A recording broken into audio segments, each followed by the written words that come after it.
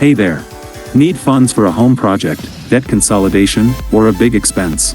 Applying for a SoFi personal loan is a fast, online process that can get you competitive rates and flexible terms. Welcome back to Guide with Samuel. Here's the simple way to apply. Go to SoFi.com and click on Personal Loans. Start by checking your rate. This is a soft credit inquiry, so it won't hurt your score. You'll enter basic info about the loan purpose, desired amount, your income, and employment. If you're presented with an offer you like, you can proceed with the full application, uploading documents to verify your identity and income. Approval and funding can sometimes happen in as little as a few days. My crucial pro tip? Have all your financial documents ready before you start. This includes recent pay stubs, W-2s, and your driver's license. Being prepared speeds up the verification process and can get your funds to you faster.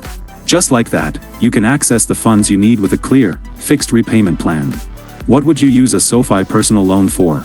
Debt consolidation, home improvement, or something else? Share below. For more guides on smart borrowing, subscribe. Thanks for watching. I'm Samuel, and I'll see you next time.